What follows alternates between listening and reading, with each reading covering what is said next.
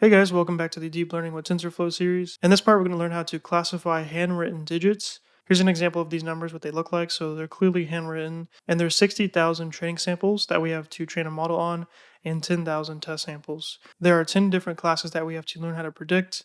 So 0, 1, 2, 3, 4, 5, 6, 7, 8, 9. This is probably the most popular dataset for deep learning. It was created by someone named Jan LeCun. Hopefully I'm saying their name correctly, but this is a very popular figure in the world of machine learning and I think he created literally the first convolutional neural network in, I believe, like 1989 or something like that, which is something that we'll learn about in the future. But this guy's huge, and one of his achievements was helping create this dataset for us to benchmark our machine learning algorithms and specifically neural networks. So yeah, we're going to make a neural network that can take a image such as this one here or any of these and classify it as the actual digit that it should represent. Just like always, we want to go ahead and import TensorFlow as TF, and then we can also import the MNIST dataset from Keras, just like always, so MNIST. And then now we can bring in the dataset using MNIST.load data. We don't need it to pass in like a number of words parameter or anything like that, because this is not text data that we're trying to make a neural network for. This is image data. So let's actually take a look at, well, first let's bring in the data, and then let's take a look at what the data looks like. So do xtrain.shape, and then we'll also do ytrain.shape. There we go. So the training set is 60,000 by 28 by 28. This is a rank 3 tensor. It's not actually a tensor, it's a numpy array, but you get the point. And then the second one is a rank 1 tensor because it has only 60,000 elements, but each element has the actual label of what the image represents.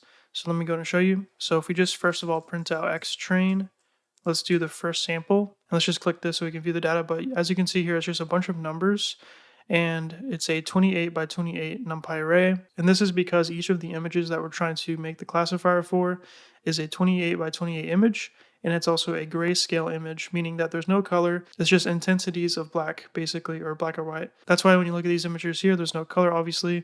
It's only how dark the individual pixels are, okay? And that makes it easy for us because since it's only a grayscale image, for each of the values of our 28 by 28 image, we only have a single number, which represents that color intensity. If it was something like an RGB image, you would have 3 colors, so that would make it a rank 4 tensor, so it'd be like 60,000 by 28 by 28 by 3, so it would be much more complex. It's not that hard to understand, but we're going to dive into how to do that later.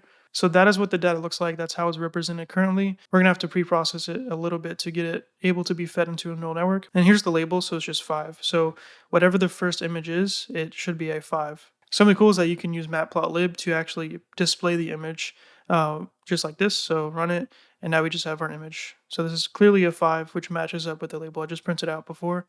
Pretty cool. So we can do the same thing for 1. So 1, 1, 1. And now we get a 0, so that lines up perfectly as well. So now that we have an idea of what the data looks like, what it is, now we want to do a little bit of pre-processing. The first thing that we want to do is normalize the pixel values to a range of 0 to 1. The reason we have to do this is because it makes the neural network perform better during training if the numbers are smaller, but also in a consistent range of values. Currently, the data as it is right now these are just random numbers, not random, but these are just numbers that fall within the range of 0 to 255. If we normalize them to squash them into the range of 0 to 1 inclusive, then the neural network will actually perform better. We'll get better gradient updates. It can converge faster and all kinds of cool stuff like that. So just as a general rule, the neural network actually prefers smaller values. So it's actually easy to do that. So we can do xtrain and also xtest. So all of our input values is equal to xtrain divided by 255, and then xtest divided by 255.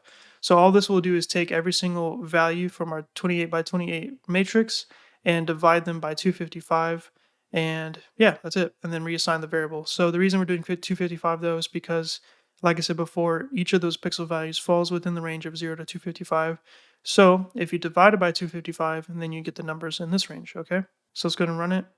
And then if I go ahead and print out the first sample again, we can see that it's now a bunch of very small floating point numbers. The next step in pre-processing our data is to flatten the images from 28 by 28 matrices to a vector. This is because the type of neural network that we're doing is a fully connected network, or otherwise known as a dense network, because each layer of the network is a dense layer, meaning that every input from the previous layer has a connection to every neuron of the new layer.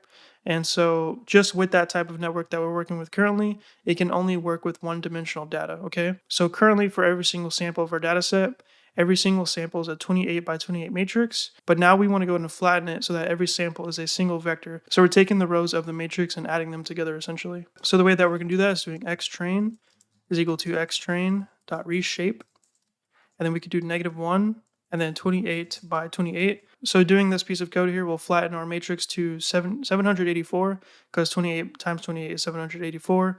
So let's also do the same thing for our test data, 28 by 28. And then let's also go to and print out our first sample again and see what it looks like. There we go. So if you look very closely now, our training sample is now, it's still a NumPy array, but you can see that it's only a single vector. There's only one enclosing bracket here. So this is a single vector of all of our pixel values all together. And now since it's one-dimensional, we can feed it into a neural network. And now let's first of all just define our input layer. So tf.keras.layers.input. And we can specify the shape. So the shape we're going to have is 784. And that is because, of course, we flattened our 28 by 28 samples to a single vector of 784 elements. So that is the input size. And then now we could do tensorflow.keras.layers.dense. So this is our first hidden layer. We're going to do 128. We're going to have an activation of ReLU.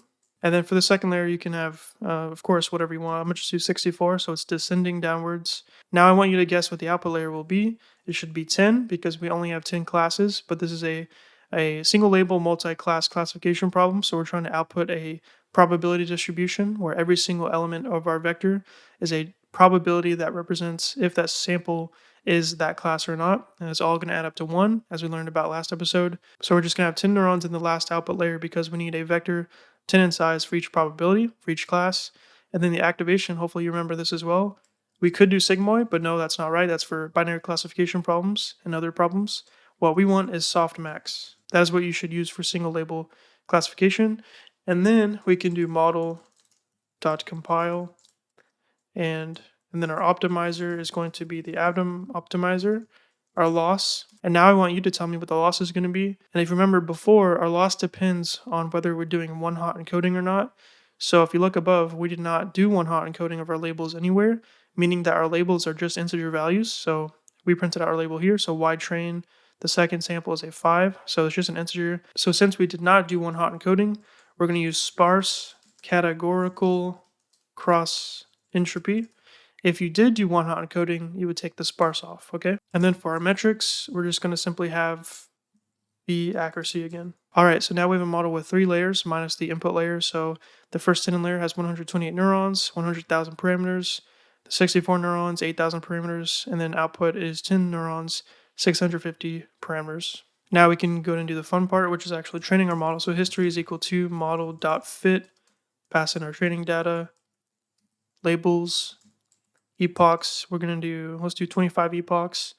Let's do a batch size of 128.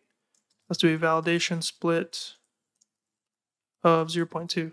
Let's train it now. While this is training, as you can see, basically the only thing that is different from last episode, we did the same type of problem. It's single label multi-class classification. The only thing that is different is that we're classifying images now, but still numbers at the end of the day. They're just vectors with numbers in them. So the only thing that was different was just pre-processing the data set to make sure that it's in the proper form, which is a vector for each sample. But it looks like our training process has finished. So now we can go ahead and plot the results. All right, here's our results, our training and validation loss. So we can see that the training loss goes down, which is good. And then our validation loss goes down. And then at about epoch, I don't know, like 8 maybe, it looks like it starts overfitting at that point. So that's probably where we should cut it off. Our validation accuracy coasts around 97%, which is good. Now we can also evaluate our model on our test set. So here's the results. So we have a test loss of 0.09. That's pretty good. And then a test accuracy of 0.98, which is really good as well. So we didn't even have to do that much to get pretty good results. All we had to do was create a pretty standard neural network. Let me find it. I lost our neural network. Here we go. So we have a neural network with only 2 hidden layers and then an output layer. Each of the hidden layers doesn't really have that many neurons within it. Pretty standard, right? So to be able to get such good results just by using a neural network is pretty awesome. We will see, though, that in the future, we can use a different type of neural network called a convolutional neural network that can take in images and also maintain its dimensionality. So meaning that we don't have to flatten each training sample to be a single vector, we can keep its dimensions as 28 by 28. And this type of neural network is much more effective for image-related tasks, as we'll see. So we can get an even better result in terms of our model accuracy and test loss. And yeah, that's pretty much all I want to show you guys for this episode. Like always, just play around with the batch size and the layers themselves to change the amount of neurons and stuff like that. Remove a layer, add a layer, see what kind of results you get from those changes. You just made a neural network that can classify one of the most popular data sets out there. So great job. So that's it for this video, everybody. I really hope you learned something new. If you liked the video, please hit the like button, and if you want to see more, hit that subscribe button. Make sure to also check the description below for important links to code and other resources, but also really important, join our Discord. We have a big community of over 5,000 programmers, and it's a place where you can find new friends or get help on any code that you're stuck on. If you want to support what I do on this channel, please consider hitting the join button below, and this will allow you to support my channel for as low as $1 a month, but there are different tiers to choose from if you want to. For anyone that becomes a member on my channel, you get a special rank on my Discord server, early access to new videos, and you can just see yourself on the screen right now. So if that sounds cool to you, feel free to join. If you don't want to, that's fine. If you can't, that's okay too. I really just appreciate you watching the video anyway. Thank you so much. And that's it. Peace.